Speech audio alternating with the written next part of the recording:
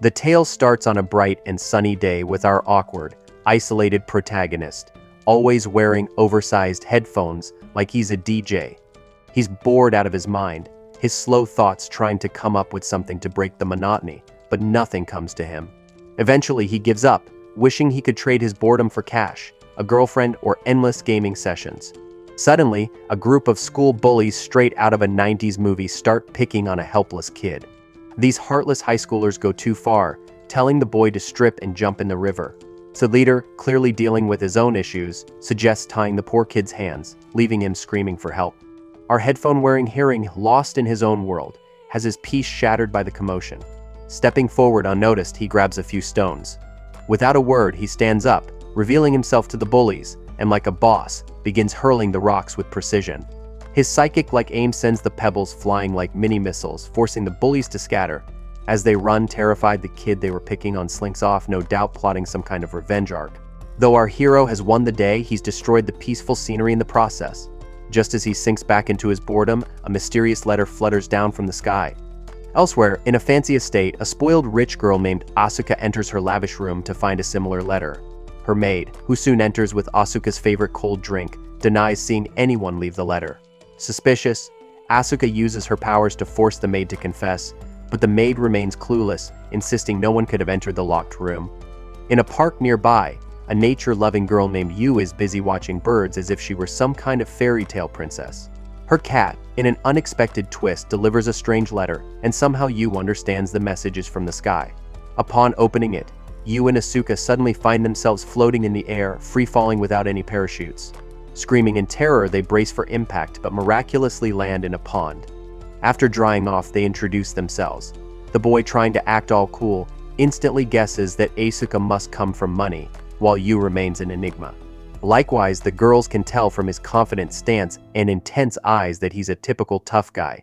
Not one to shy away from attention, he openly admits he's got a hedonistic side, calling himself the worst kind of person. Despite his bold words, he's still an awkward, over-the-top character. As they chat, they sense a stalker watching from the bushes. It turns out to be a bunny girl known as Black Rabbit, but she refuses to come out.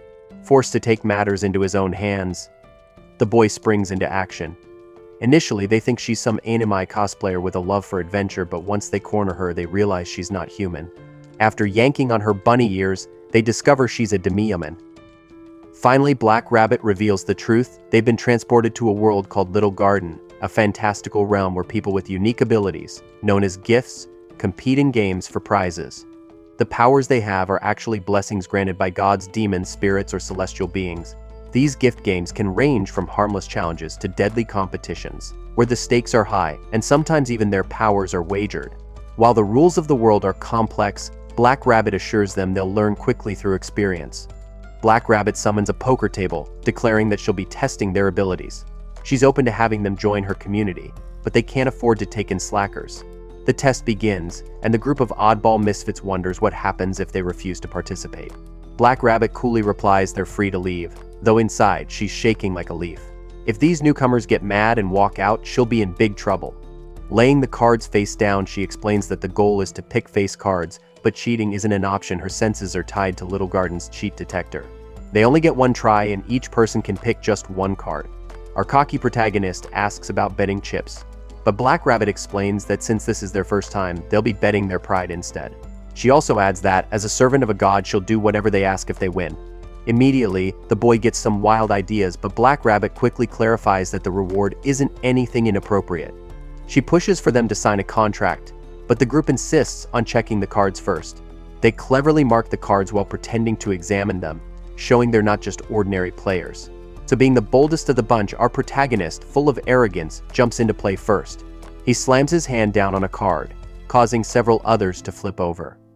Asuka and Yu take advantage, selecting face cards that have been exposed. Furious, Black Rabbit accuses the boy of cheating, but he calmly argues that each player only picked one card, following the rules.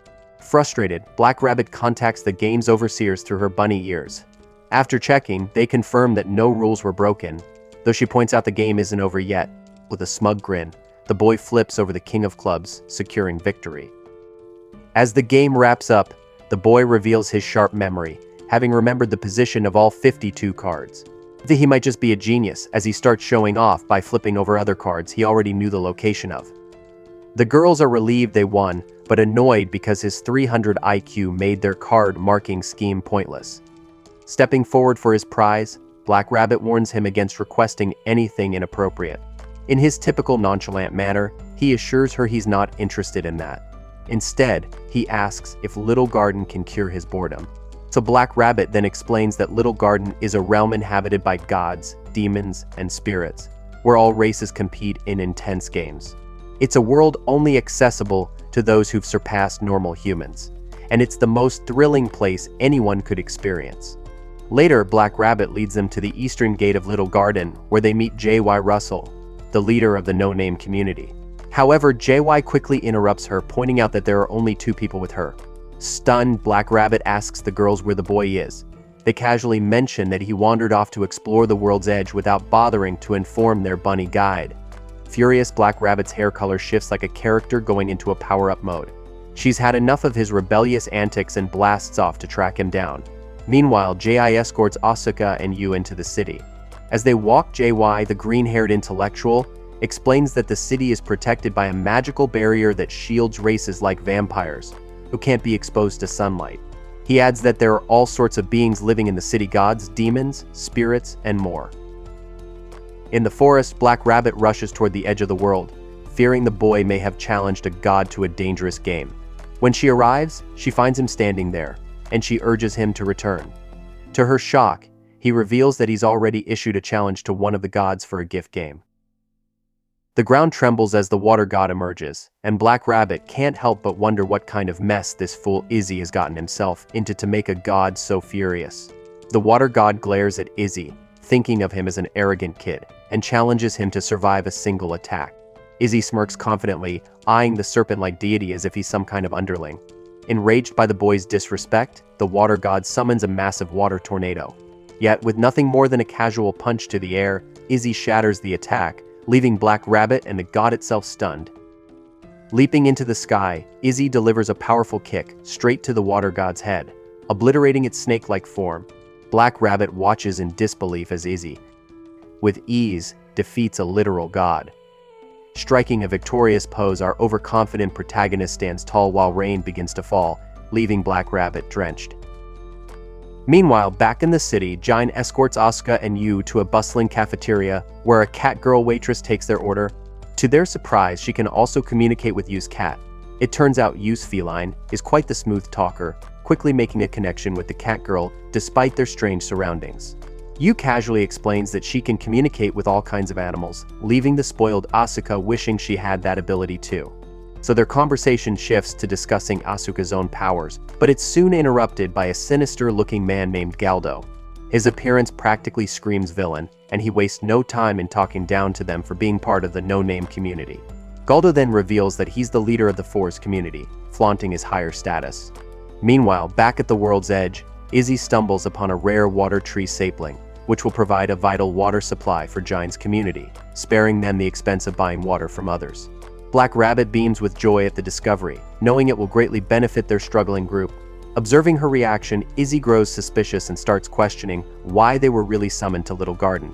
Despite his sharp questions, Black Rabbit keeps dodging the truth, insisting they just wanted him and the others to enjoy their new world. So not buying her story, Izzy, ever the genius beneath his cocky exterior, proposes 2 theories. First, he suggests that Black Rabbit's community might be weak compared to others, or they've encountered some disaster. Black Rabbit's sudden silence confirms his suspicions, and after a moment she begrudgingly admits the truth.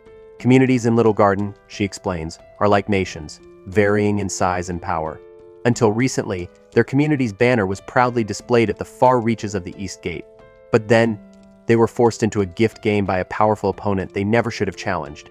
In the city, Galdo tells a similar tale to Asuka and Yua, revealing that a demon lord challenged their community, led by Jine, to a gift game. The demon lord's overwhelming power meant there was no refusing the challenge. Back in the forest, Black Rabbit continues explaining the devastation brought by the demon lord.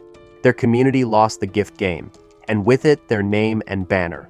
Now they're known simply as the no-name community.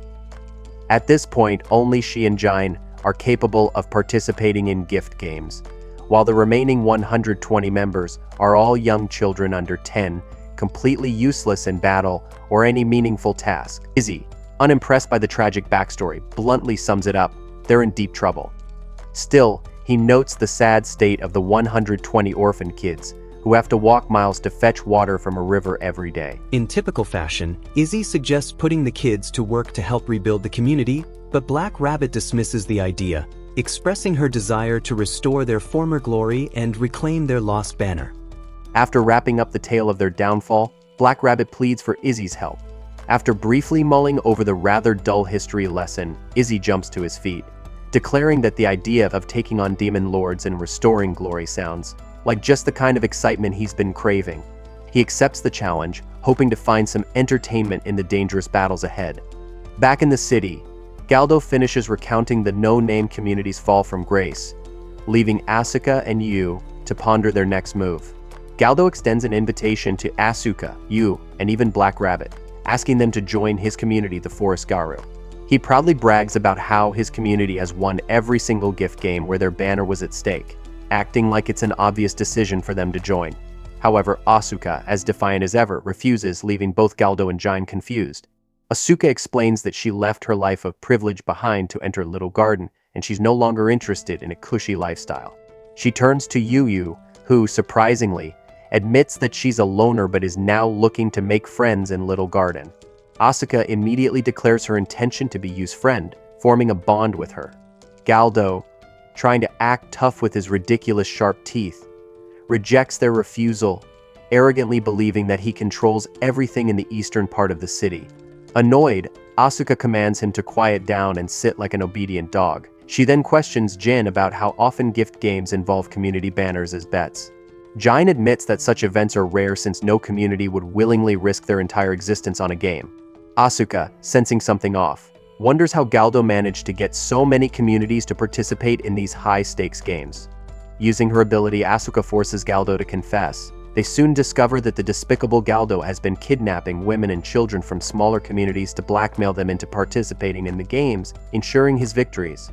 Enraged, Asuka demands to know what happened to the kidnapped children. Shockingly, Galdo admits to having killed the children on the first day because their crying irritated him. So at first it was an accident, but soon he became addicted to it, continuing the horrific cycle every time they took hostages. Asuka, boiling with anger, commands him to be silent. In response, Galdo transforms into a monstrous form, assuming the girls won't be able to fight him. But before he can attack, Yu steps in. Furious and disgusted, Asuka challenges Galdo to a gift game, with both communities' banners on the line. Later, Black Rabbit and Izzy return to town. Black Rabbit is shocked to learn that the others are just as reckless as Izzy, especially when she hears about Asuka and Yu's challenge to Galdo. At first she panics but calms down once she realizes that Izzy could easily defeat Galdo if needed. But to her surprise, Izzy reveals that he won't be interfering in their battle, letting them handle it on their own. Black Rabbit then leads the group to Thousand Eyes, a community known for appraising gifts and holding various secrets. When they arrive, Shiroyasha, a little tomboyish figure, rushes over to greet Black Rabbit with far too much enthusiasm, clinging to her in a rather inappropriate manner. After the playful moment passes, Shiroyasha introduces herself as a senior official of Thousand Eyes and a member of the Fourth Gate of Little Garden. She proudly boasts about her role and reveals that she occasionally helps Black Rabbit. During their conversation, Yu asks about the gate system in Little Garden. Black Rabbit explains that the number of its gate reflects its strength, with those closer to the center being the most powerful. Since No Name is extremely weak, they reside at Gate 7 on the outskirts of the city. Shiroyasha then takes over, explaining that communities ranked at level 4 and below are considered to be part of the upper tiers. She also casually mentions that she was the one who granted divinity to the serpent Izzy defeated at the world's edge. Excited, Izzy stands up and asks if Shiroyasha is stronger than the water god he fought. As expected, Shiroyasha reveals that she's not just a floor master but also a demon lord, and the strongest at that. Intrigued by her strength, Izzy and the others, ever competitive, each want to challenge her. Shiroyasha, amused, agrees, saying she's been bored and could use some fun. Izzy, with his enormous headphones that make him look like he's trying to pick up satellite signals, praises her confidence, but is ready to take her on. Suddenly, Shiroyasha uses her powers to transform their surroundings into an open arena and reveals her true form as the Demon Lord of the White Knight. So once again, she asks Izzy if he accepts her challenge. Realizing how powerful she is, Izzy wisely declines, although he's still eager to have his strength tested. Instead, Shirayasha summons a griffin, a mythical creature often involved in gift games. She presents a challenge. One of them must ride the griffin as it flies around the lake without falling off. The challenge immediately catches Yu's attention, and she volunteers to participate. Surprisingly, she can communicate with the griffin, which can't seem to decide whether it's more bird or lion. The griffin, which looks like a strange mix between a mascot and a confused creature, hesitates before accepting Yu's challenge. He's worried about losing his reputation among the other ridiculous-looking animals, especially if he's defeated by a seemingly weak girl. He wonders what she could possibly offer in return that would make him risk being humiliated in both the bird and lion realms. After a brief pause, Yu boldly offers her life as collateral, leaving everyone stunned. She calmly states that if she falls off, the griffin can devour her alive.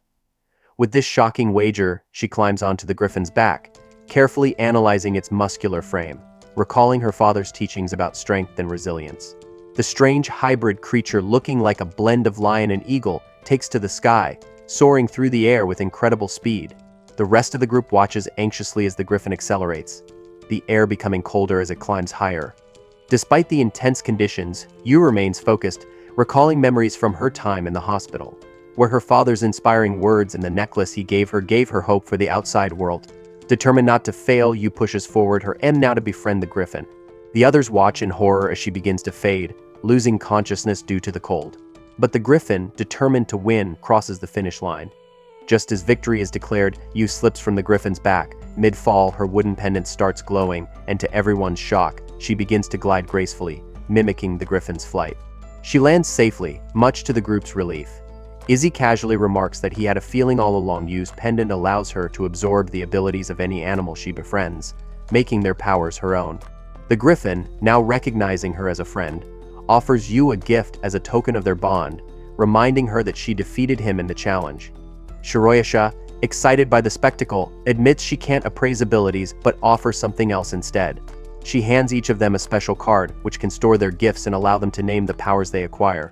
However, Izzy's card reads unknown, marking him as an exception to the usual rules. This only boosts his already inflated ego. Shirayasha finds this anomaly intriguing, curious to see how long Izzy can keep up his overconfident attitude. So later, Shirayasha guides the group to No Name's former domain. Izzy, with his oversized headphones that could probably tune into other people's thoughts, examines the soil. He deduces that the battle that destroyed this place must have happened 200 years ago. Black Rabbit, however, corrects him, explaining that it only occurred 3 years ago, which makes sense given the destruction demon lords can cause.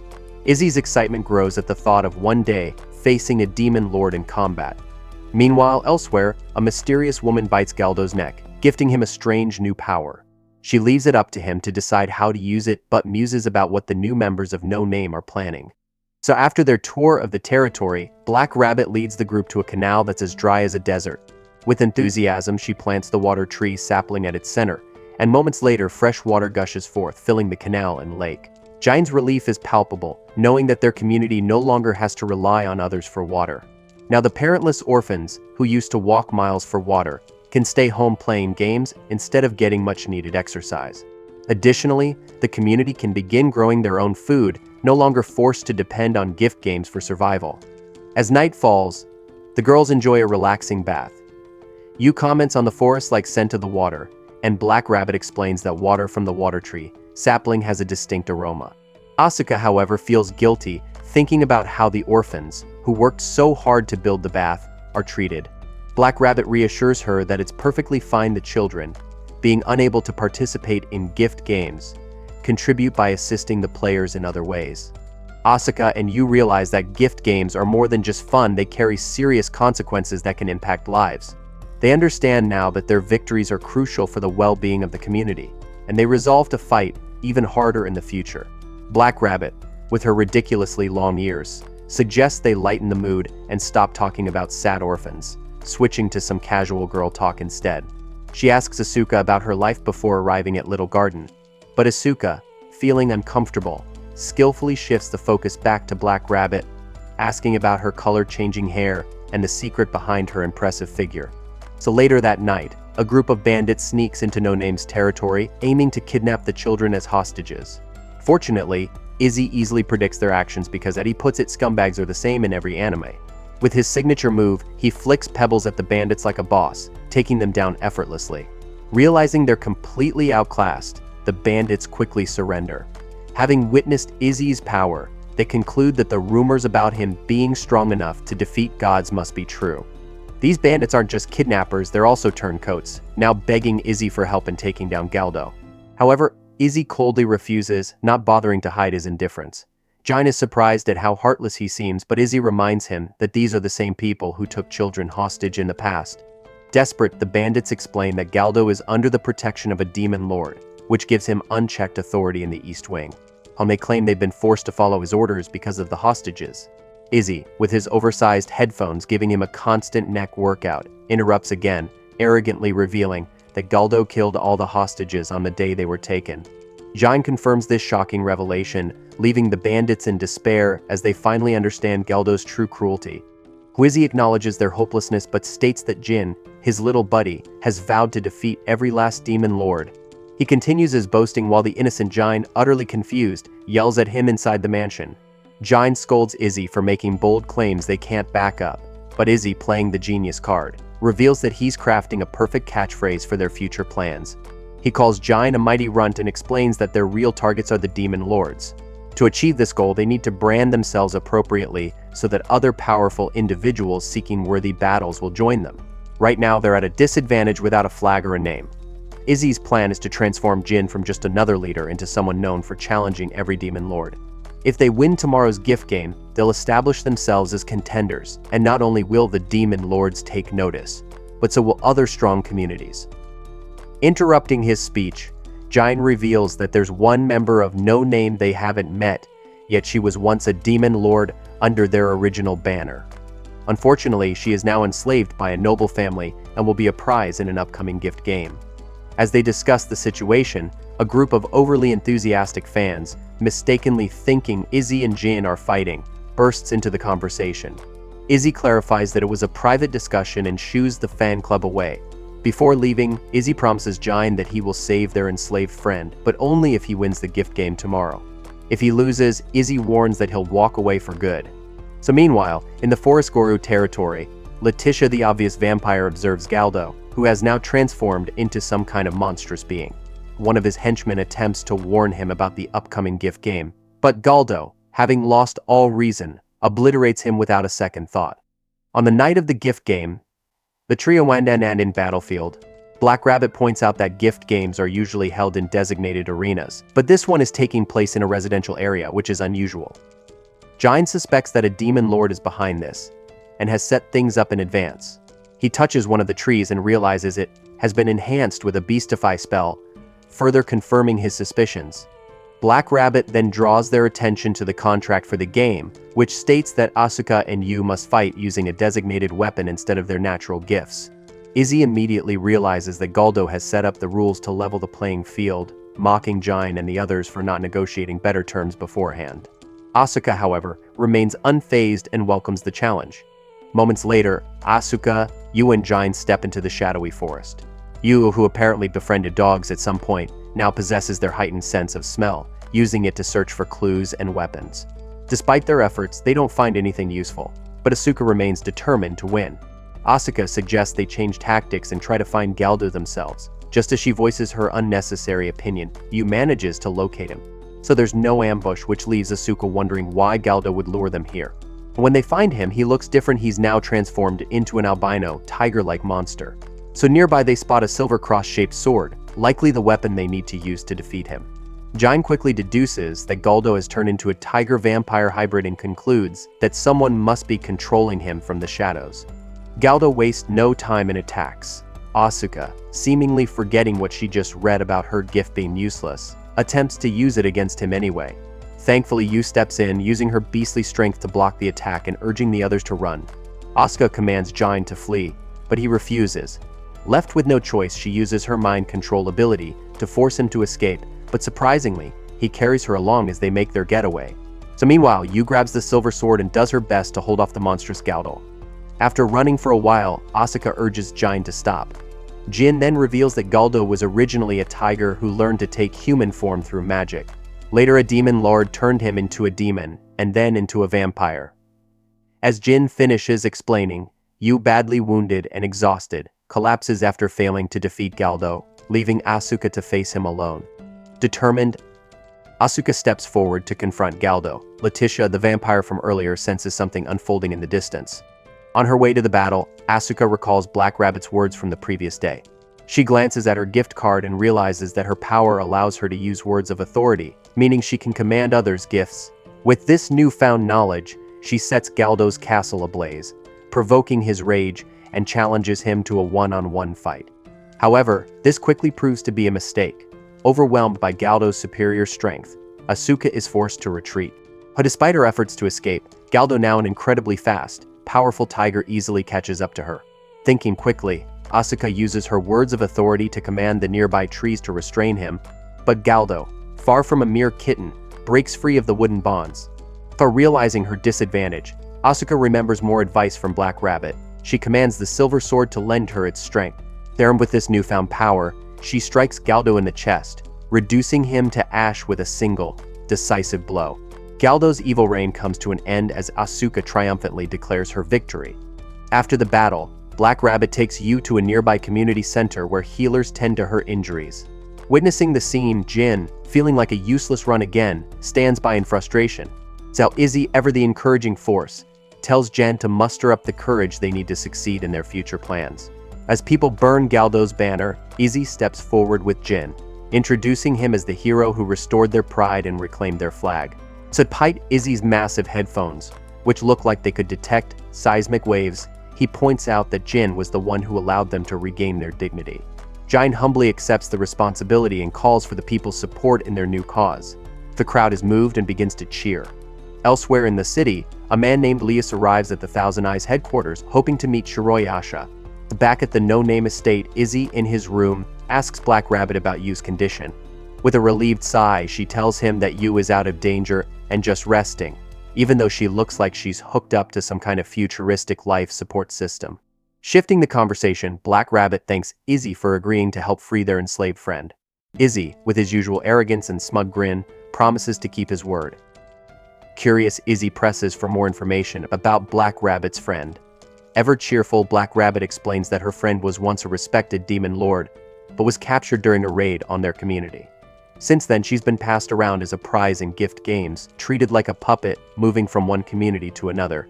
So Black Rabbit hopes that Izzy will win the game and bring her friend back, so they can finally relax and watch anime together.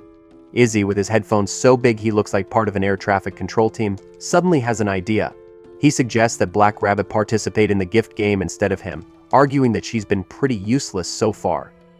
Without hesitation, Black Rabbit reveals that she's a referee and can't compete in gift games unless she completes a complicated set of requirements first. Moments later, Izzy proves just how serious his powers really are, preparing for the next steps in their journey. As Izzy confronts an eavesdropper lurking nearby, Leticia reveals herself by using her abilities to break into the room. Impressed by his keen sense of perception, she praises his spidey senses.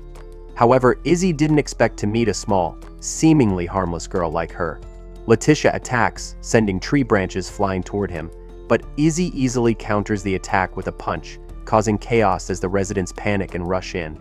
Just as Izzy prepares to strike back, Black Rabbit and the others burst into the room. Black Rabbit tries to stop him, but Izzy tells her to keep quiet before he gives her the same treatment. Black Rabbit quickly explains why she's intervening and shocks everyone by revealing that Leticia is the very friend Izzy is supposed to save. Surprised, Izzy holds back from sending Leticia to lowly heaven. As the room calms down, Black Rabbit reveals Leticia's true identity, a rare pure-blooded vampire, known as the Knight of Little Garden. Despite her once high status, Leticia claims she's nothing more than an object owned by her current master.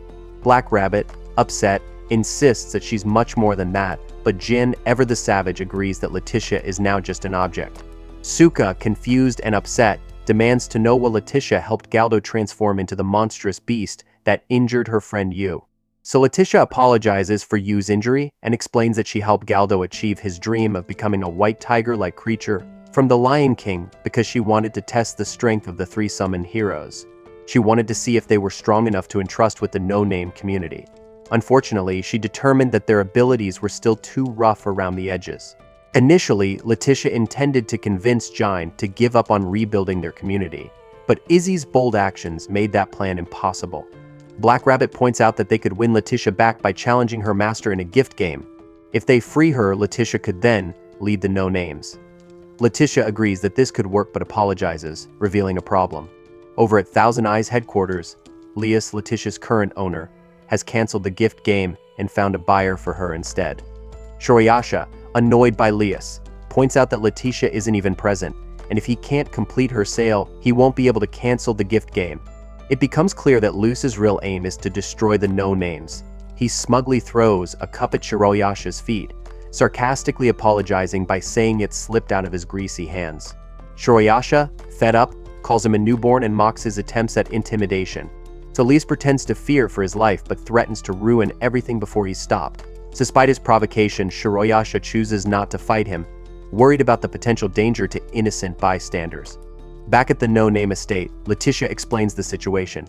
Asuka suggests they hide to prevent Leticia from being sold, but Leticia knows that wouldn't work. Her owner would find her, and every other community would hate them for doing something so foolish.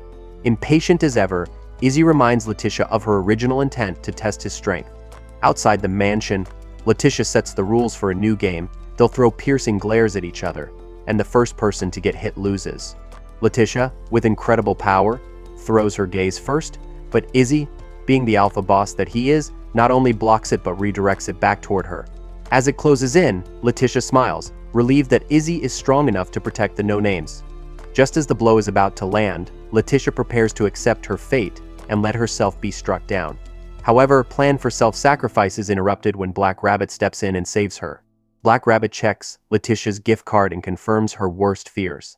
Leticia, once the Lord of Vampires with immense divine power, has lost her divinity and is now just a regular vampire. Suddenly, a strange beam appears, and Black Rabbit immediately recognizes it as Gorgon's power. She urgently warns everyone to stay away, as letting it touch them could be catastrophic. Asuka, with her painfully slow reflexes, just stands there frozen, but fortunately for her, Leticia jumps in to save the day. So Leticia is struck by the beam, and to everyone's horror is turned to stone. Lisa's henchmen prepare to take her away, and smugly inform Black Rabbit that Leticia will be traded outside Little Garden. Black Rabbit, horrified, protests, explaining that vampires can only survive the sun's rays within Little Garden's protection. The henchmen mockingly call the No Names gutter trash, and tell Black Rabbit to shut her mouth before they shove it full of carrots. Black Rabbit, now furious, begins to power up, summoning Indra's weapon. The henchmen laugh it off, assuming it's just a fake replica. Just as she's about to unleash her wrath on them, Izzy grabs her bunny ears, risking some serious cancellation, and stops her from escalating the situation into a war with the Thousand Eyes community. With the henchmen gone, Izzy devises a plan and tells Jine to watch over their unconscious friend Yua. With that sorted, Izzy, Asuka, and Black Rabbit attend a meeting with Lias, the leader of the Perseus community. Lias, a self-proclaimed jerk, takes pride in his inclination toward enslaving women. He shifts his gaze to Black Rabbit, surprised to see a rabbit in the East Wing, and suggests that she should join his crew, admiring her great personalities. Asuka jumps in, defending Black Rabbit, asserting that her loyalty belongs to their community. Izzy backs her up, claiming Black Rabbit's part of their team. Black Rabbit, flustered, tries to explain that she's not an object, and that her revealing outfit is all thanks to Shoroyasha's promise of a 30% raise for wearing it during ring games. The conversation quickly turns serious when Black Rabbit accuses Lisa's men of trespassing and attacking their people. To prove it, she demands Lias reverse the petrification spell on Leticia so she can testify. Lias refuses, revealing that he plans to keep Leticia petrified until she's transferred to her new owner, who, as he smugly adds, has a penchant for lion-thinned stuff. Luce argues that Leticia might lie to protect her former allies anyway. Black Rabbit, growing more enraged, demands justice. Lias, however, just continues to taunt her, revealing that Leticia gave up her soul and sacrificed her divinity as the Queen of Vampires just to see Black Rabbit again. He then makes a twisted proposal. He will set Leticia free, but in exchange he wants Black Rabbit to become his slave. Asuka immediately rejects the ridiculous offer, telling Black Rabbit they should leave. But Black Rabbit, torn between her duty and her friend, hesitates. Lias, sensing her indecision, keeps pushing, insisting that Black Rabbit owes it to Leticia to sacrifice herself. Asuka steps in once more, using her ability to command Laius to apologize and bringing him to his knees. But, to their surprise, Laius breaks free of her control and summons his weapon, preparing to strike. Izzy calmly steps in, stopping the attack with just a single finger, leaving Laius utterly shocked. Shiroyasha, the mediator of the meeting, rises and demands that everyone stop. Out of nowhere, Black Rabbit, still shaken, apologizes for the confrontation and requests more time to make a decision. Reluctantly, Laius agrees, granting her 1 week to decide whether or not to become his slave. As the conversation ends, Izzy reflects on how he thought Perseus symbolized a powerful, honorable deity. Shiroyasha then explains that Perseus was once one of the most prestigious communities in Little Garden, renowned for hosting legendary gift games. However, under Laius's leadership, it had devolved into a shallow group focused only on women and pleasure, much like some modern anime recap viewers.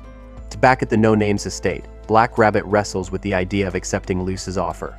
Asuka confronts her, bluntly stating that selling her body won't fix anything, and adds a sharp insult, saying Black Rabbit isn't even attractive enough for it to matter. Tensions flare, and the two begin to argue, their frustration boiling over. In the middle of their heated exchange, Yu shows up, offering cookies, though instead of making them herself, she had the orphan children do it for her. Despite their pointless argument, the sugary snacks manage to defuse the situation, and the three of them settle down, their focus shifting to the next steps of their journey. As Black Rabbit and Asuka apologize to each other for their earlier fight, Yu steps in, urging Black Rabbit to consider another solution to the problem. Black Rabbit sighs and reveals that, after all the drama, there is indeed another way. There's a legendary ancient battle that took place long ago, and a gift game is currently being held that mimics that battle. This game would allow even low-level participants to compete, potentially providing them with an answer. However, they would need to win 2 of these gift games, and the problem is that these games are notoriously difficult, requiring years to complete both. Unexpectedly, Izzy interrupts the conversation by slamming a bag on the table, filled with strange watermelon-like objects. Asuka, curious, asks him about his latest adventure, while Yu remarks that the door was unlocked. With his usual smug attitude, Izzy reveals that he had been out completing a task given to him by Shiroyasha. The next morning at the Perseus estate, Laius, the creepy leader of Perseus, daydreams about Black Rabbit. Much to his surprise, she appears and challenges him to a duel. At first, he refuses, hiding his cowardice, but he changes his tune when Black Rabbit reveals her large glowing orbs gifts that signify her authority to challenge a legend. Laius is shocked, as this indicates that the No Names somehow managed to defeat both the Kraken and the beast known as Grey. The Black Rabbit confirms this as the story flashes back to show Izzy confronting the Kraken. The barnacled beast wanted to give a long villainous speech, but Izzy cut it short and defeated it swiftly. Izzy had then remarked that after taking down the Kraken, the water god had been a far better opponent.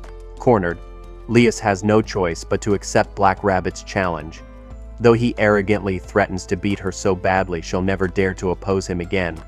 At the game site, Izzy and the team receive the contract outlining the rules of the gift game. Surprisingly, Laius has chosen a hide-and-seek style game with an assassination twist, just like the legend they are meant to recreate. The goal, they must slay Laius while he dreams, but if they're spotted, they forfeit the right to challenge him. Black Rabbit explains the rules further, stating that they must find Laius without being seen, or they will lose the game. Yu, using her enhanced sense of smell, quickly identifies that the guards are incredibly powerful and possess the gift of invisibility. As if that wasn't enough, Perseus's gift poses an even greater danger. Before Black Rabbit can finish, Izzy interrupts, shocking everyone by revealing that he already knows Perseus has stolen Leticia's former demon lord divinity. Everyone wonders if Izzy is secretly a 300 IQ genius, but he simply points to the stars, referencing the Perseus constellation as his clue. Prepared for battle, Izzy and the team storm the Perseus estate. On the top floor, Laius's men take their positions, determined to defend their leader's honor. So one of them urges Laius to be cautious, but Laius, ever the Haldfid, brushes off the advice and tells his guards to eliminate the intruders so he won't have to resort to using his hidden power. At the front entrance, Asuka engages the guards by controlling water with her words of authority. One of the guards mocks her, calling her an idiot lowly for revealing herself, assuming she's forfeited her right to challenge Laius. However, Asuka remembers Izzy's strategy. The team is divided into 3 roles. Izzy and Jine will eliminate the game master, Laius, while Yu will sniff out and neutralize the invisible guards. One person had to act as bait and forfeit the right to challenge, and that role fell to Asuka. Asuka creates waves of water, but they do little against the guards. Finally, she summons the power of the water tree, unleashing an endless torrent that floods the mansion, defeating the guards inside. So meanwhile, Yu accompanies Izzy and Jine to the upper floors. Her keen sense of smell detects an invisible guard nearby, and she swiftly incapacitates him. She secures the guard's helmet and explains that it is the helmet of Hades, granting invisibility to its wearer. Izzy thanks Yu for sniffing out the enemy, calling her a good dog, but Yu expects something in return later. Izzy quickly dons the helmet, instructing Jine to find a safe hiding spot as the game moves to its final, critical phase. The boy, fully aware of how useless and meaningless his life is, almost wears it as a badge of honor. He hides in a small box, embracing his insignificance. Meanwhile, Izzy, now invisible, easily takes down a few guards. But the situation quickly escalates when an unknown figure attacks Yu. This mysterious person was undetectable even to Yu's heightened senses, and Izzy, despite his strength, finds himself swinging at the air, unable to locate the attacker. Realizing that the person must have the true helmet of Hades, Izzy tries to provoke the attacker into revealing themselves. But the clever individual stays silent, continuing to knock Yu around like a ragdoll. Determined to stop being a mere punching bag, Yu uses her necklace to emit ultrasonic waves, finally pinpointing the hidden person. She directs Izzy on where to aim, and with his immense strength, Izzy lands a devastating punch, knocking the attacker unconscious. The defeated guard, using his last breath, compliments Izzy's strength, but Izzy ignores the praise and snatches the guard's sleek-looking helmet. Jin, finally leaving his box of safety, asks if he can stop being so useless. Izzy tosses him the extra invisibility helmet, and they continue up to the next floor. On the upper floor, Black Rabbit anxiously hopes everyone is okay. Suddenly, she starts freaking out, realizing that Izzy, now invisible, was playfully tickling her, a far cry from what others might do with such powers. Leticia, their enemy, is waiting for them, and the group is shocked to see Leticia, still petrified, standing by his side. Leticia declares himself the game master, but reveals that he won't be fighting them directly. With a cowardly smirk, he activates the Boots of Hermes, taking flight to distance himself from the battle. Sensing that Leticia is about to escalate things, Izzy cryptically mentions that he's about to pull out the big guns, confusing the others. Acting like an astronomer, he explains that the Perseus constellation includes a demon star named Algol. As expected, Leticia summons the demon lord Algol to the battlefield. So Algol, a massive, grotesque beast resembling a furious Karen on a rampage, roars menacingly, sending shockwaves of fear through the palace. So even Leticia's own men call him a fool for summoning such a terrifying force. As Algol prepares to unleash an attack, Black Rabbit instantly recognizes the gravity of the situation. She shields the frail Jin from the attack, while Izzy narrowly avoids being hit. Algol's powerful strike turns many of their allies to stone. Leticia, laughing maniacally, declares that he'll end their lives and buy himself new slaves. So Black Rabbit explains that Algol is a star-level demon lord, similar in power to Shiroyasha, the White Knight. Outside the arena, Shiroyasha and her assistant watch the gift game unfold on an ancient TV. Shiroyasha's assistant predicts that the no-names will lose, but Shiroyasha hints that a surprise is still in store. Back in the arena, Leticia continues with typical villainous monologuing, explaining how he wants to torture his enemies before finally defeating them. He orders Algol to wield her weapon, a whip suited for punishment. Algol's rampage causes massive destruction throughout the arena, and the violent vibrations knock over Leticia's petrified form, sending Black Rabbit rushing to help her friend. But before she can, she's stopped. So meanwhile, Izzy shifts Jine's attention to himself, calling him a runt and revealing that he knows Jan had planned to fight the Demon Lord after retrieving Leticia. However, Izzy adds that Jine now has an extra ace up his sleeve. Understanding the cryptic message, Jine uses his newfound courage to give Izzy the order to unleash his true power and end the gift game. Despite his giant headphones, Izzy somehow hears Jine's quiet command. With a confident smirk, Izzy tells Jine to take notes because things are about to get interesting.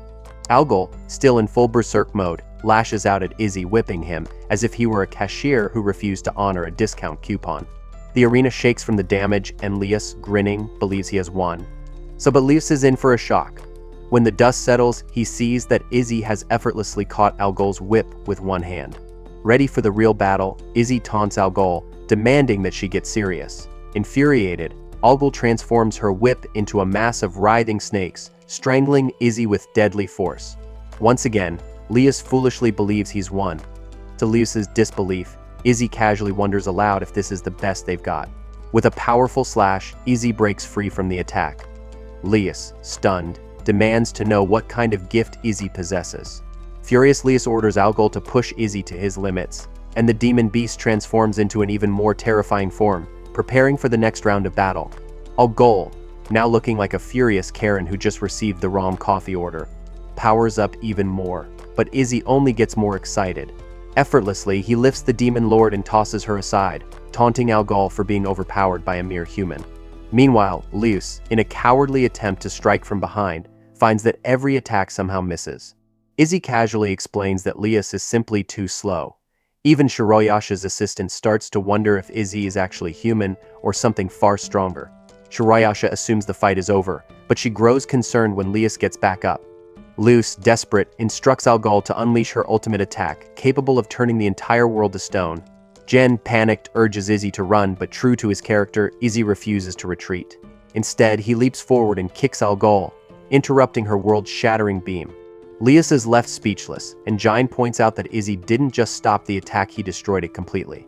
Black Rabbit is in disbelief, realizing that Izzy's gift possesses the power to destroy other gifts, a rare ability that could potentially obliterate both heaven and earth. Back at the Thousand Eyes estate, Shirayasha observes this and concludes that Izzy is indeed an unknown. With a powerful punch, Izzy ends the battle by sending Algol crashing into the arena walls. Leus, now on his knees, watches helplessly as Black Rabbit, acting as the referee, prepares to declare the no-names the winners. But Izzy intervenes, demanding another challenge from Leus. This time, he wants to wager the existence of the Perseus community or Leus's life. Leus, realizing that Leticia was never Izzy's real goal, stands in shock. Izzy confirms this, stating that he could have freed Leticia at any time. Confident, as always, Izzy dares Leus to bet his life for his amusement. Enraged, Leus charges at Izzy but only ends up with a fist in his face. Later that night, Leticia awakens surrounded by the team who saved her. Izzy and the others propose that Leticia become their new housemaid, considering they risked their lives to save her. However, both Jine and Black Rabbit object to the idea, despite being the most useless characters in the group. Leticia, surprisingly, agrees to take on the role. Outside, Black Rabbit organizes a banquet for everyone, including the slave children, who likely did all the work setting it up. Izzy, clearly avoiding showing his ears for some reason, wonders why they're celebrating outdoors. Suddenly, the night sky fills with falling stars. Black Rabbit explains that the Perseus community has been disbanded, causing their constellation to be removed from the sky. Asuka and Yu are amazed to learn how important stars are in Little Garden, while Izzy, more determined than ever, declares that one day their community's constellation will shine in the sky.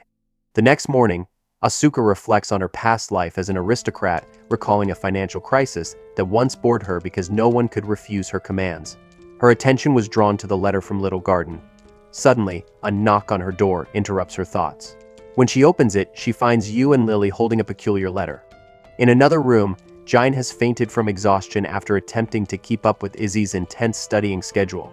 Just as Izzy advises Jine to take care of himself, Asuka, Yu, and Lily burst into the room. Chaos erupts instantly, with insults flying and Asuka launching a flying kick at Izzy. However, Izzy swiftly maneuvers Jin into the path of the kick, dodging the attack himself.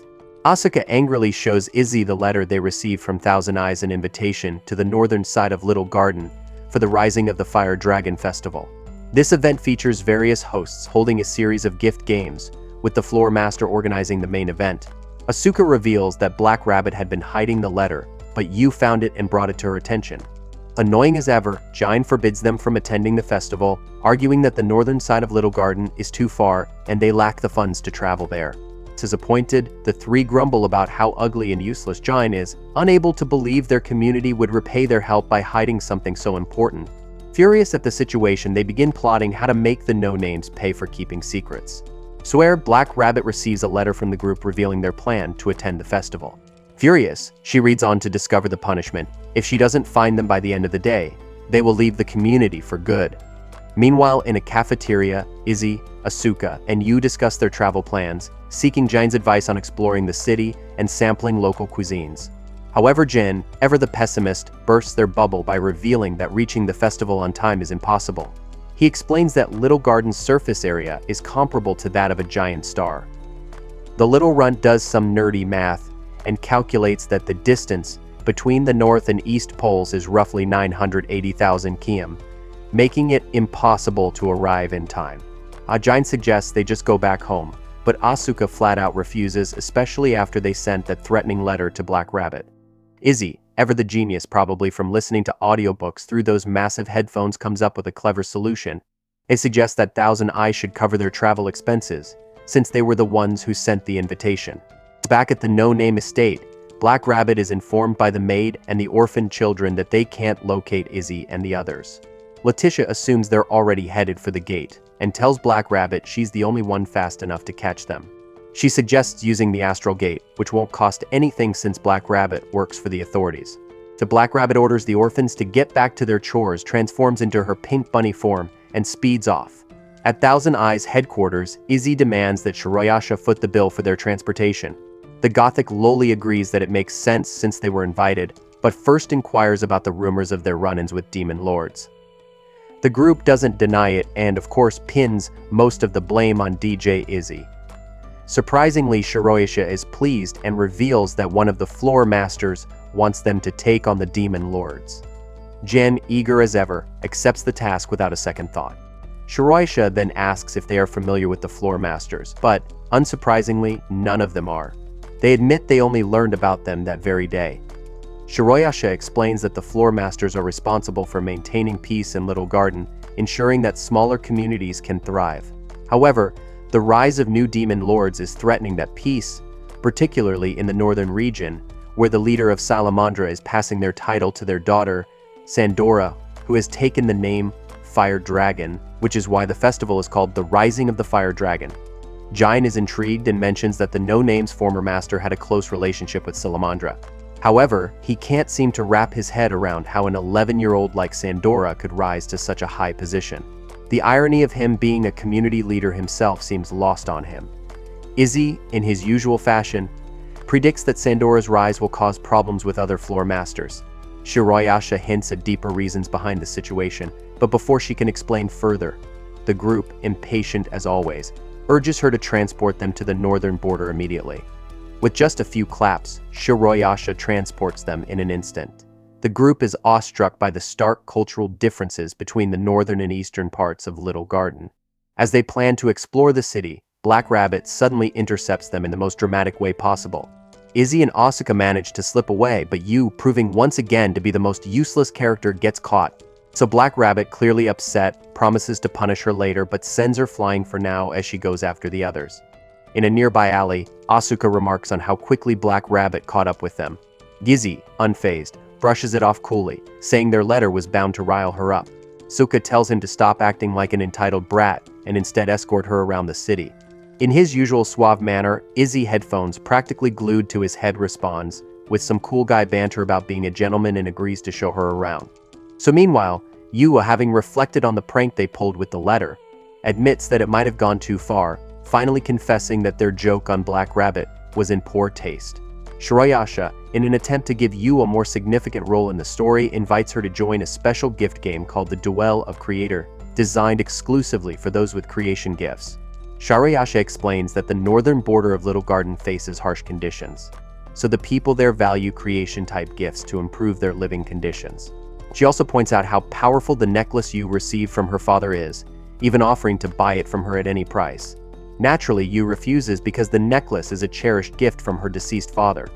Shiroyasha then mentions that she wants to make the festival more exciting and for some reason decides to ask Yu, arguably the most boring character, for help. Surprisingly, Yu agrees to participate.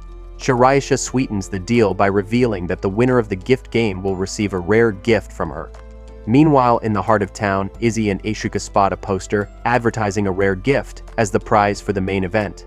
Izzy, once again showing off his knowledge, explains that the item is crafted from a rare type of natural glass.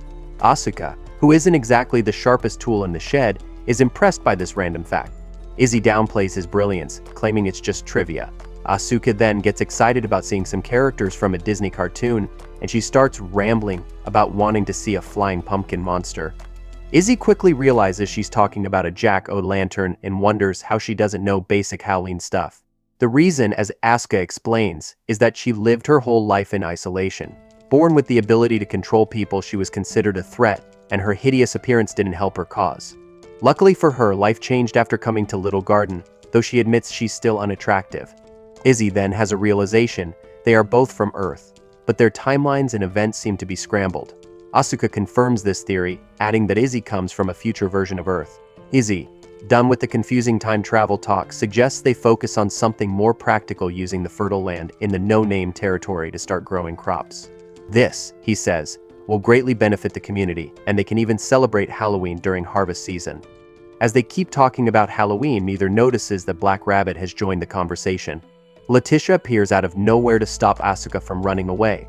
But to Asuka's dismay, her heroic gentleman Izzy is long gone.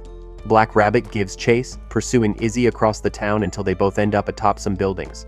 So Black Rabbit urges him to give up, but Izzy, ever the smooth operator, points out that a large crowd has gathered below. He announces his desire to DJ for the crowd, even though he has no equipment with him. Instead, Izzy proposes a gift game as an apology for the rude letter he sent her.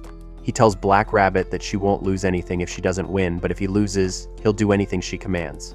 Intrigued, Black Rabbit agrees but insists on adding her own stakes. If she loses, she'll also be forced to do whatever Izzy asks. The rules of the game are simple: each player must attempt to touch the other's palm to win. Elsewhere, Asuka enjoys her first crip with Leticia and Lily. While walking, she notices a malnourished little fairy. Leticia explains that fairies typically travel in groups, so this one must have been separated from its community. Asuka, determined to help, tries to communicate with the fairy, but her unsettling appearance scares it off. Leaving her crepes behind, Asuka chases after the fairy, determined to help despite her gross face. Back on the rooftops, Izzy flips a coin to start the game. The crowd watches in awe as the two competitors leap into action, their speed and power impressive.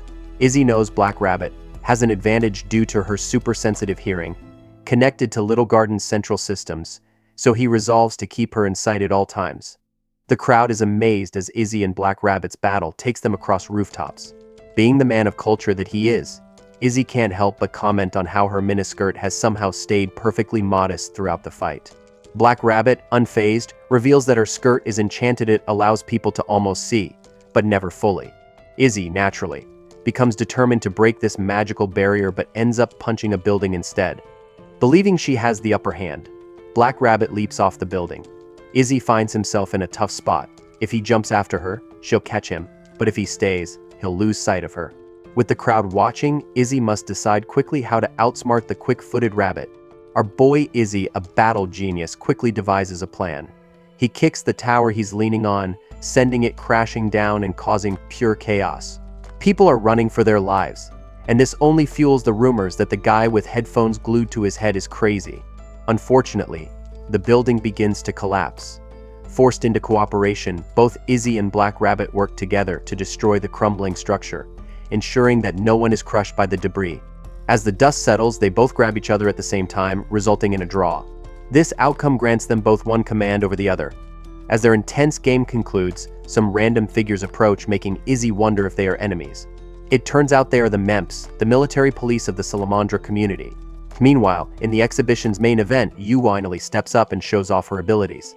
Facing off against a colossal, brainless creature, she uses the powers of a griffin to launch herself into the air. Moving to the beast's blind spot, Yu unleashes the strength of an elephant, knocking the creature down and securing her victory in the semifinals. Shirayasha, the host, praises Yu, highlighting the growing strength of the no-name community.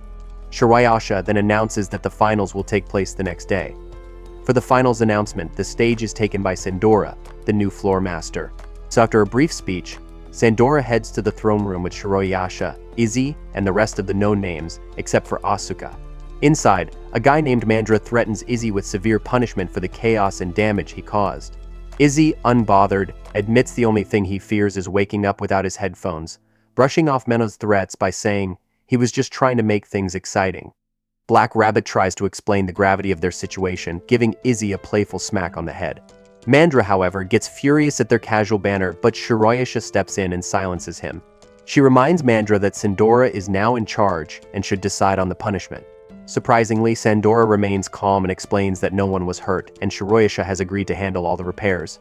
She decides not to punish them, leaving everyone happy except for Mandra, who seems to have a permanent stick up his butt. So once the guards leave, Sandora's formal demeanor drops, and she rushes to greet Jine and Lily, who are old friends.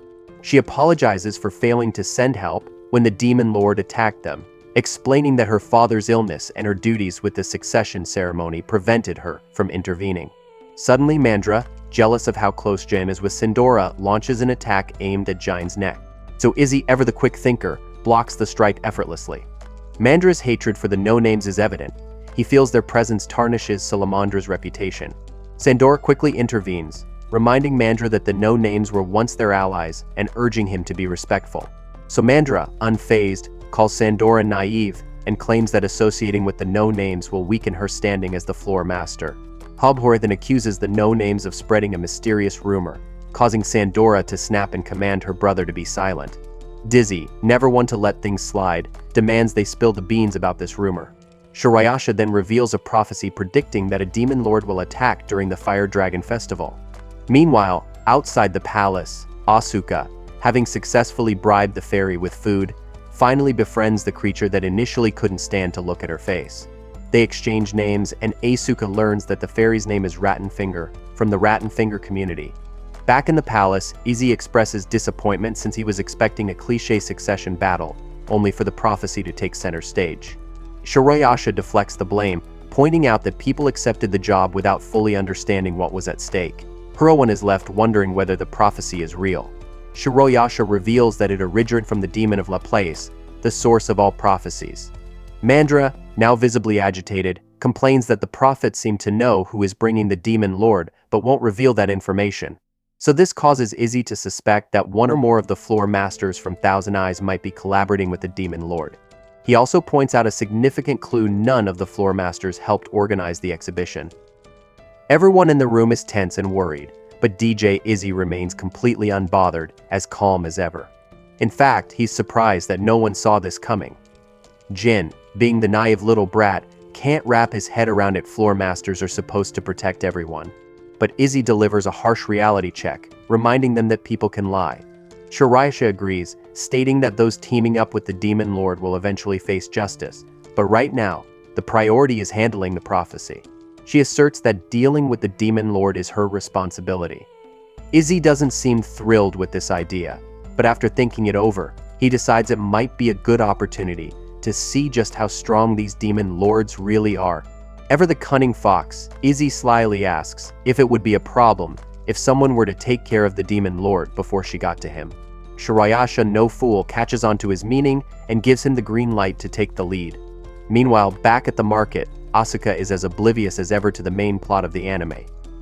She wanders through the stalls, admiring various items on display, and is particularly impressed when she stumbles upon a massive golem created by the Rat and Finger community.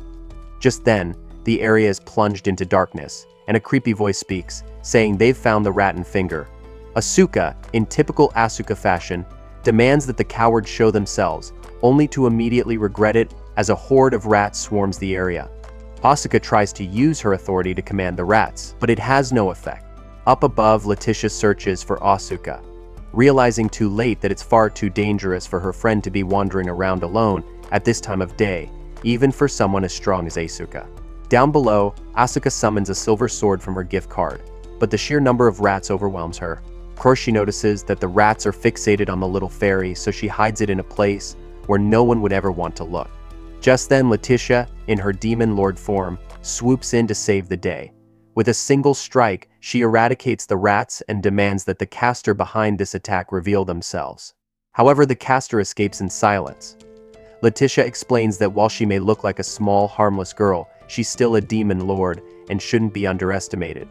Afterward, Asuka wonders why her power didn't work on the rats and comes to the conclusion that they must have been under the control of someone stronger than her. She begins doubting her abilities, putting herself down for not being able to fight like Izzy or Yu.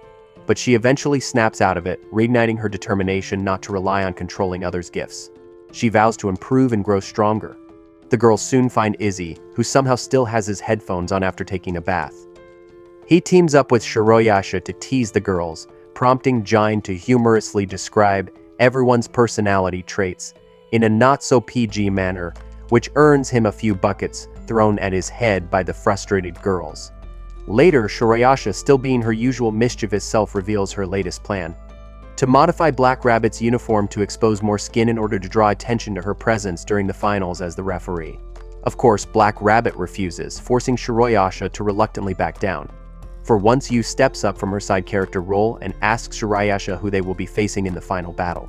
Shirayasha doesn't reveal specifics but does mention the communities their opponents belong to. So aside from the no-names and Salamandra, their opponents will include Rotten Finger and another unknown community. Izzy, always the trivia master, deduces from the German-sounding name Rat and Finger that one of their opponents might be connected to the Piper of Hamlin. Shirayasha is surprised that someone as goofy as Izzy could figure it out, but she confirms he's correct. She then goes on to explain the chilling history of the Piper, a community once allied with a demon lord and leaders of the Grim Grimoire. The demon lord was eventually defeated in a significant gift game, which should have resulted in the Piper losing his powers along with it. Shirayasha turns to Izzy to elaborate on the connection between Rat and Finger and the Piper of Hamlin, but DJ Izzy graciously lets Jine have the spotlight. Jine explains that the legend of the Piper of Hamlin originates from the city of Hamlin, where, according to a stone monument, in the year 1284, 130 children were led away by the Piper and never seen again. The Piper's name is said to be Rattan, a figure who has the ability to control rats. With this grim history in mind, the group prepares for the next phase of their journey, knowing they will face one of the darkest and most dangerous enemies yet. Asuka looks to her tiny friend Rattan Finger, hoping that her suspicions aren't true. Shirayasha, concerned about the possibility that remnants of the Grim Grimoire might be lurking in the shadows, waiting for the perfect moment to strike, warns the no-names to be ready but only act if Salamandra fails to handle the threat. Alone with her thoughts, Asuka wonders if little Rattan Finger could really be working for the Demon Lord. As the final gift game begins, Black Rabbit takes her place as the referee in the arena. Ever the pervert, Izzy teases Shirayasha about the concealment spell on Black Rabbit's skirt, calling it outdated. Shirayasha, disappointed in Izzy's juvenile thinking, emphasizes the artistic value of mystery. Slowly, Izzy grasps her point, acknowledging Shirayasha as a true master, and expresses his desire to become a better man of culture. Asuka, disgusted by their vulgar banter, is distracted by thoughts of the rat attack from the previous day, and its potential connection to her little fairy friend. However, when Rattan Finger gives her a cookie, Asuka decides to stop overthinking things for now. Nearby, Jine fills Yu in on everything he knows about the community her next opponent is from. Yu, eager to prove herself, listens intently. Leticia reminds her that she can take a partner if she wishes, but Yu, tired of being the weak, laughable character in the anime, decides to fight alone. She's ready to show everyone her strength, but it's clear she may be biting off more than she can chew as she heads into battle solo. Black Rabbit introduces the opponents, a girl from the Will-O-Wisp community, Aisha, a long-eared albino, and her partner, Jack-O-Lantern. Asuka, delighted to see a Jack-O-Lantern in the flesh, is overexcited until Izzy reminds her to breathe so he won't have to hear her voice again. With a clap of her hands, Shirayasha creates the Tree Lake battlefield, signaling the start of the game. The goal is simple: clear the maze or eliminate the opponent's gift. As the game begins, Yu distracts Aisha with a question and takes off while her opponent is preoccupied answering. Furious, Aisha chases after her, commanding her pumpkin-headed partner Jack to attack with blue flames. Yu skillfully dodges the attacks, but Aisha is relentless. Jack continues his fiery assault, but Yu, using her sharp observation skills, cleverly maneuvers through the maze to extinguish his flames. Jine explains that Jack's attack relies on natural gas, which Yu has used against him. Yu thinks about how the leader of the Will-O-Wisp is a powerful demon that exists on the border between life and death, someone she wouldn't stand a chance against. But Aisha isn't the leader, and Yu is confident she can win.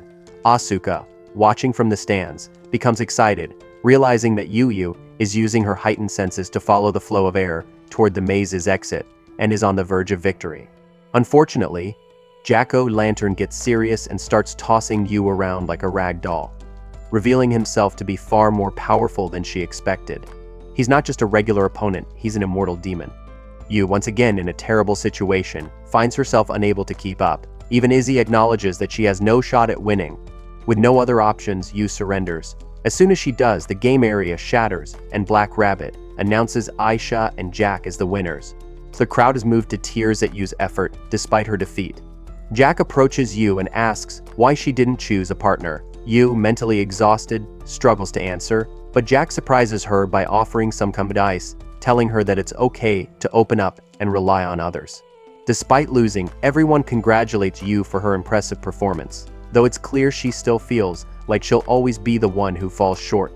Before the idle chatter can go on any longer, Izzy interrupts, pointing out that something ominous is happening. Dark, mysterious contracts begin to rain down from the sky. Izzy grabs one and reads it, revealing that all the people there will be participants in the next game, and their opponent will be a demon lord. The contract explains that for the demon lord to win, all players must either be pushed into submission or completely massacred. For the players to win, they must shatter the false legend and uncover the true one. The instructions leave the group confused, and they're unsure what it all means, but one thing is clear: the stakes have never been higher. Nearby, the demon lord Pest smirks as her long-awaited gift game is about to commence. Chaos breaks out, and Pest commands her minions, Weser and Ratten, to start the game. Shirayasha, furious at the unfolding disaster, is suddenly engulfed by a mysterious black wind, trapping her. Her allies rush to her aid but are easily thrown aside. Rattenfinger, terrified for her life, hides under Asuka's clothes. DJ Izzy, ever the bold protagonist, tells the others to stay back, but they insist on joining him. Confidently, Izzy assures them that he just wants to greet the demon lord. With unstoppable force, he launches himself into the air and zeroes in on the guy demon, Weser, slamming him hard against a wall. With a sarcastic tone, Izzy introduces himself, then proceeds to drag Weser's head along the wall, laughing maniacally. Some phased, Weser warns him not to get too cocky and traps Izzy with a gooey substance that immobilizes him, complimenting his bravery. Izzy, calm as ever, begins breaking down their history. Ratten, growing impatient, urges Weser to hurry up and finish off, but Weser tells her to handle the others instead. Curious, Weser asks Izzy why he didn't go after Ratten, as he clearly had the chance. Izzy smirks and reveals he's saving her for later, much to Weser's surprise. Then, Izzy drops the bomb. He knows exactly who they are. The demons born from the legend of the Piper of Hamlin, where 130 children lost their lives. He explains that the method used to eliminate the children turned into a spirit, but no one knows exactly what that method was. The last part of the game contract about revealing the true legend means they need to uncover the true cause of the Hamlin incident to win. So Weser, impressed, admits that Izzy's assumptions are correct and releases the gooey restraint. Although Weser isn't the demon lord, it's time to fight, and Izzy charges at him. So meanwhile, Leticia battles the demon lord Pest, who commands her monster Stroer, a giant toothpaste-like creature. So Leticia transforms, managing to land a powerful strike, but Pest emerges unharmed. Preparing to make Leticia her pawn, Pest is suddenly interrupted by an immense blast that punches a hole through straw. Sandora has arrived. To declaring she cannot allow such a dangerous being to exist, Sandora steps in to confront Pest. As chaos spreads, monsters swarm the city. Fortunately, Aisha and Jack, now revealed as allies, step in to save some of the panicked citizens. In the stands, Shirayasha explains to the others that she is forbidden from participating in this particular gift game. She urges them to pass a message to Black Rabbit, the referee. First, the game's rules and objectives were written in a way that deliberately lacks clarity, suggesting that winning might be impossible. Second, the demon lord attacking the city belongs to a new community. But before she can reveal more, Ratten interrupts them. So Ratten unleashes her lizard-like minions, but Yu surprises everyone by showing unexpected strength and halting the attack. However, soon after, both Jine and Asuka are hit with intense pain in their heads. So they realize it's Ratten playing her flute, which has the power to control both humans and rats. Ratten attempts to make them her pawns, but Asuka uses her authority to command Jine to grab Yu and flee. Ratten, irritated, turns her attention to Asuka, who continues using her power to halt the enemies. Ratten eventually overpowers Asuka, forcing her to the ground and toying with her in a disturbing manner, playing her flute in a strange, unsettling way. She kicks Asuka into unconsciousness, infuriating Shirayasha. Ratten, delighted at the prospect of one day controlling Shirayasha, shifts her focus to the town. She blows on her flute, causing all the townspeople to fall under her spell. Izzy quickly realizes that this is the Piper of Hamlin's doing, and Weser confirms that the game has only just begun. Chaos reigns as Ratten forces the townspeople to fight each other, but before things escalate further, Black Rabbit, acting as referee, calls out misconduct by the host's party, bringing the game to a temporary pause. She announces that the issue must be resolved through a meeting. Seated around the negotiation table, Izzy encourages Jin, telling him that this is his chance to reclaim their former glory. Jin, who had studied hard for this moment, is urged by Izzy to stay composed. Without wasting time, the no-names prepare for the next move in this deadly, complex game, determined to turn the tide in their favor. Black Rabbit accuses Demon Lord Pest of misconduct, but Pest denies the accusations. Black Rabbit reminds her that her large, unmistakable bunny ears are connected to Little Garden's core, meaning she can quickly verify whether Pest is lying. While Black Rabbit uses her ears to investigate, Mandra suggests that trapping Shiroyasha without a valid reason is misconduct enough. However, Black Rabbit's ears surprisingly reveal that there has been no wrongdoing in the current game. To make matters worse, the seal placed on Shiroyasha was applied through legitimate means as well. The annoying little demon lord Pest is delighted by this, but she shocks everyone by proposing to delay the continuation of the game. She requests the maximum postponement of 1 month, which is allowed under the rules. Finally, Giant gathers his courage and speaks up, revealing all of the demons' names: Weser, Rat, and Stroman, and Pest. Everyone is stunned to hear that Pest is none other than the embodiment of the Black Death, one of the deadliest pandemics in human history. Pest confirms Jin's suspicion but adds that it's too late. She has already begun incubating her lowly pathogens in some of the participants. With everyone's lives hanging in the balance, Pest makes a sinister offer. If everyone present agrees to join her community, she will spare the other communities. Ratten reveals that Asuka has been captured and insists that she must join as well. Pest demands an answer, explaining that it's a small price to pay for saving so many lives. Izzy, seemingly reading her mind with the massive satellites on his head, correctly points out that Pest will likely kill them all if they refuse. Outside, Aisha, Jack, and Lily tend to the wounded. Aisha is still searching for Asuka, but there's no trace of her. Suddenly, Yu collapses, unsure of what's wrong with her body. Meanwhile, we catch a glimpse of Rattenfinger trying to wake up Asuka elsewhere. Back in the meeting room, Izzy airs out all of Pest's secrets, deducing that they're desperate for new members. He explains that the Hamlin community is newly formed, which is why they're trying to force others to join. It's pathetic, but Pest remains silent. Izzy also points out that the plague Pest has unleashed will kill everyone long before the game can continue in 30 days. In response, Pest shortens the delay to just a few days. However, Mandra shocks everyone by declaring that anyone found infected will be eliminated, even if it includes himself or Sandora. Izzy tries to negotiate further, suggesting that the game should resume in 3 days, but Pest swiftly declines. Proving once again how his oversized headphones may be holding in a massive brain, Izzy makes another genius move. He offers to add Black Rabbit to the list of those who must join Pest community if they lose, but only if the game resumes in 5 days. As the Judge Master, Black Rabbit is not allowed to participate in the game. However, if they agree to let her play, Pest will have a chance to win her over as well. Pest lowers the delay to 10 days, but that still isn't enough for the group. Giant steps up, offering a compromise. The game will end 24 hours after it resumes. And if the players don't win by then, Pest wins automatically. In exchange, the game must restart in 7 days just before the plague takes full effect. To Pest, intrigued, wonders if they really believe they can win against her, even if they manage to survive that long. She is shocked when Giant confidently asserts that they can. Reluctantly, Pest agrees to the conditions, looking forward to turning all of them into her puppets. In a hidden cave, the little banana fairy, Rattenfinger, finally manages to wake up Asuka, who stinks from not having bathed in days. Asuka is surprised to see the giant armored figure from before. Rattenfinger, now able to communicate, explains that the giant is a gift from the Rattenfinger community, who are grateful to Asuka for reuniting them with their final member.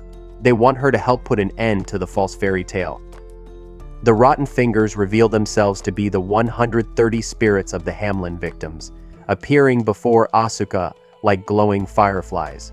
They offer her a creation as a gift and promise to reveal the truth of their story if she accepts. They explain that if Asuka can master this gift, it will grant her victory. Asuka, moved by their plea, accepts the gift. The little fairies cheer as the giant armored figure comes to life, ready to help Asuka in the final battle. 4 days pass, and more of the infected begin showing symptoms. Ratten, placing her talents at Pest's disposal, declares that their fate is sealed: a lifetime of battles against various communities, culminating in Pest's demise. However, it's a fate shared by every demon lord. Despite this grim outlook, Rattan and Weser pledge their loyalty to Pest, recognizing her as their only leader. Inside the palace, Yu wakes up and finally apologizes to Izzy for being so useless. Izzy, though, reassures her, explaining that he has a plan in progress but is still working out the details. He then starts to decode the meaning behind their enemies' names. Rattan means rat in trained German, Stro translates to storm. Weser represents the Weser River, and Pest symbolizes the Black Plague. He reminds Yu about the parallel world intersection theory Black Rabbit once told him about, which describes how certain events occur across different timelines but converge toward a specific result. In this case, the deaths of 130 children is that result, with the main players being the 4 demons. However, one of the demons isn't actually connected to the children's deaths. Izzy predicts that Pest is the false legend, explaining that the Black Plague takes too long to claim lives, which doesn't align with the legend of how the 130 children died. The only thing left to solve is the part of the game's description that says, shatter the false legend and reveal the truth. His only clue is the stained glass of Hamlin scattered across the battlefield. Unfortunately, there are over 100 stained glass panels, and breaking them all would be an enormous task. Frustrated, Izzy starts to lose his cool, causing Yu to chuckle at how ridiculous he looks. Izzy, ignoring her amusement, updates her on how Shirayasha is still trapped on the balcony, bored out of her mind. It turns out Shirayasha holds authority over the sun in Little Garden and controls anything with the sun attribute. Suddenly, Izzy's genius kicks in. He recalls that during the Black Plague, the sun entered a mini ice age, which contributed to the plague's spread. DJ Sherlock Izzy deduces that Shirayasha was sealed away, so she couldn't stop the plague with her ability to control the sun. He concludes that Pest and the others are imposters, not the true Piper of Hamlin. Thanking Yu for doing nothing, Izzy tells her to continue resting while he goes to end the game. 7 days later, the game resumes. Giant takes charge, instructing everyone to find the glass panes depicting the Joker controlling rats, which represent the false legend. The players need to destroy these panels to shatter the legend. The demons are surprised the players figured out the riddle but remain unfazed, confident they can still kill them if necessary. Pest has granted Weser divinity specifically for this purpose, and now Weser gleams like a human glow stick. With no reason to hold back, Pest activates the grimoire of Hamlin. Day turns to night, and the players are shocked as the demons summon the city of Hamlin itself. The locations of the glass panes have changed, but Giant remains calm, directing everyone to search for a church, as that's likely where the glass is located. Izzy, watching the little runt step up, feels proud of him. However, Weser appears out of nowhere, seeking revenge. Now bolstered by divinity and empowered further by being in his hometown, Weser easily overpowers Izzy. Though Izzy mocks him, calling him a glow stick, Weser reveals that his power doubles in his hometown. Izzy, unfazed, prepares to fight. So meanwhile, Black Rabbit and Sandora confront Pest, but they are quickly overwhelmed, unable to even land a hit on her. As the other players manage to locate the stained glass, Rattan arrives to stop them, bringing with her an army of Stro minions. Leticia instructs Giant to do what he does, take the others and run. Rattan, wielding her flute, begins her attack, but Leticia intercepts her. So Leticia could easily defeat them all, but she holds back, worried that innocent players might get caught in the crossfire. The situation becomes dire as the players are surrounded by Stro minions, on the brink of being wiped out. But just when all seems lost, Asuka and her giant golem arrive, smashing through the enemies and rescuing them. Meanwhile, Weser, now benefiting from his home ground advantage and bolstered by Pest's divinity, gains immense power. He relentlessly chases Izzy through the streets, smacking him around with his giant weapon. Weser becomes the first person in Little Garden to land multiple hits on Izzy, even drawing blood. The battle comes to a halt as Izzy, with his vast knowledge of history, reveals the truth behind the legend. The real Piper of Hamlin isn't Pest but Weser, while the other 3 demons are mere imposters. After recognizing the Joker and rats from the stained glass panels, which appeared much later in the legend, Izzy deduces that Weser is the original figure responsible for taking the lives of the 130 children. Impressed by Izzy's intellect, Weser invites him to join the Demon Lords, acknowledging that his talents are wasted among the no-name guild. Izzy admits that the offer does sound tempting but declines, citing his bigger dreams and goals dreams that fill the space between his massive headphones. Weser, disappointed by the refusal, unleashes a massive surge of power, proclaiming that it's time for Izzy's life to end. The two clash fiercely in the city, sending shockwaves through the streets. So meanwhile, Rattan is thrilled to see Asuka again and mocks little Rattan Finger, calling her a pretender. Asuka commands her giant golem, Dean, to take down the Stro minions. With its immense strength, Dean punches through the Stro, who are terrifyingly powerful themselves but no match for Dean. But Rattan tries to intervene, but she gets caught in Dean's powerful grasp. Asuka, however, stops Dean before it crushes Rattan completely. Still craving revenge, Asuka offers Rattan a challenge game. She'll allow Rattan to play one song, and if she can use her music to control Dean, she'll win. Rattan, confident, begins playing her flute, the one tool she has mastered. Elsewhere, Sindora and Black Rabbit continue their battle with Pest. During the fight, Black Rabbit reveals that Izzy had uncovered the truth: Pest is not a demon, but a deity. She doesn't derive her power from the 130 children who died. Instead, her strength comes from the millions who perished during the Black Plague from the 14th to the 17th centuries. 80 million people lost their lives during that dark time, and Pest embodies their collective malice and resentment. Pest's true goal, as she reveals, is revenge on the sun for withdrawing its warmth, triggering the Ice Age that allowed the Black Plague to spread. Her ultimate aim is to destroy Shiroyasha, the embodiment of the sun. Infuriated, Pest declares that she's ready to have some fun before the game's time limit expires. Back in the city, Weser continues to demonstrate his immense power, effortlessly blocking Izzy's attacks and even pushing him back. Sensing something off, Weser is shocked when Izzy, ever the cool-headed tactician, admits that he's getting bored. Izzy knows Weser is holding back and demands to see his ace up his sleeve. Excited for a real challenge, Izzy prepares for what could be the cure to his eternal boredom. Weser, after some hesitation, reveals his true power, and the two clash again. Meanwhile, Rattan's enchanting tune fails to take control of Dean. Asuka sarcastically claps, mocking Rattan's failure before getting serious. Rattan acknowledges her defeat, admitting that the last hit she took was fatal. With a somber farewell, Rattan's body fades away, leaving only her legendary thin flute behind. The battle over, Asuka turns to Dean and tells him to prepare for the next challenge, defeating a demon lord. As the battle between Izzy and Weser intensifies, Weser starts to realize that Izzy might not be entirely human. However, before the fight can continue, Weser admits that he can no longer keep fighting, as his weapon is broken.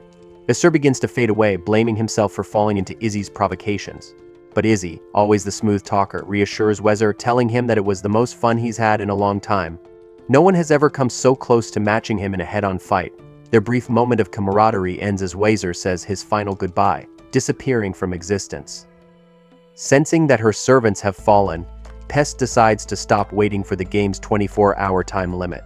Instead, she plans to end things her way. With deadly intent, Pest releases a terrifying fog over the town, causing mass panic as everyone rushes for safety. Those unlucky enough to touch the fog immediately lose their lives. Black Rabbit, racing to rescue a young boy trapped in the danger zone, realizes that she won't make it in time. But surprisingly, Yu, who has been largely useless throughout the anime, finally redeems herself, arriving just in time to save the child from certain death. In typical Yu fashion, while she manages to save the child, she has no idea how to escape the impending danger. Thankfully, Asuka shows up out of nowhere with her giant golem, Dean. Meanwhile, Black Rabbit is too distracted to notice she's being targeted by Pest. But just in time, Izzy steps in and sends the evil loli flying. Pest isn't fazed by the attack, but Black Rabbit assures them that she has a plan. Izzy rushes at Pest again, but she scoffs at him, mocking his broken arm, which is in worse shape than my diet. Despite her taunts, Izzy keeps attacking, unfazed. Sandora backs him up and Black Rabbit tells Asuka that everyone is depending on her. Black Rabbit joins the battle as well, but Pest easily overpowers her, telling her that she's not strong enough to change the outcome. So Izzy pushes Pest back momentarily, but this only enrages her further, and she unleashes a powerful attack, threatening to wipe them all out. As everyone realizes the people in the town won't survive Pest's attack, Black Rabbit reveals that her plan is ready. She activates a card, and to Pest's shock, they are all teleported to a moon palace. Pest, furious at being taken far from Hamlin's grimoire, prepares to strike again, but Black Rabbit stops her, revealing that she's using the power of the sun. Izzy lands a blow on Pest, but she remains confident that she won't lose. However, Black Rabbit's plan isn't done yet. She calls out to Asuka, who had hidden herself and Dean. In a flashback, it's revealed that Black Rabbit had given Asuka a gift card called the Spear of Indra, telling her that she has the ability to unlock a gift's full potential. Now, on the moon, Asuka uses the Spear of Indra. Pest, laughing at their futile efforts, plans to dodge the spear. But she quickly realizes she's made a mistake. Sandora holds her in place with her flames, and Asuka launches the spear with Dean's help. The massive spear collides with Pest, sending her flying, and the evil loli explodes into a million pieces. After the battle, Shiroyasha thanks the townspeople for their courage, and Sandora officially announces their victory over the Demon Lord. Asuka returns to the cave and bids farewell to the little fairies. The spirits of the 130 children explain that they are going back in time to before they were massacred. Trusting Asuka, they decide to leave both Dean and Butterfinger, the little fairy, with her. Asuka officially names the little banana minion Butterfinger and makes her a member of the No Names. Later, Izzy confronts Mandra, having figured out that Thousand Eyes and Mandra were the ones who invited the Demon Lord. The demons had brought in over 100 pieces of stained glass, and Izzy realizes they must have known about it. He explains that the reason for this was simple: if Sandora managed to defeat the Demon Lords, she would gain the respect of all the communities. Izzy points out how lucky Mandra is that only Salamandra members lost their lives. Had any of Izzy's friends died, his wrath would have been unstoppable. Terrified by Izzy's threat, Mandra admits that everyone, except Sandora, knew about the dangerous plan. Mandra confesses that he was just trying to protect the honor of his community. But now that he's been caught, he tells Izzy to do what he must. His only request is that Izzy limits his wrath to taking his life alone. Izzy, surprisingly, lets him off, explaining that those who died knew the risks. However, before leaving, Izzy warns Mandra that the No Names will continue to fight Demon Lords, and if they ever need help, Mandra had better be the first to offer it. Back at the No Names land, the parentless children are disappointed that they won't be able to revitalize the land. But our boy Izzy steps in one last time, coming up with a plan to grow crops.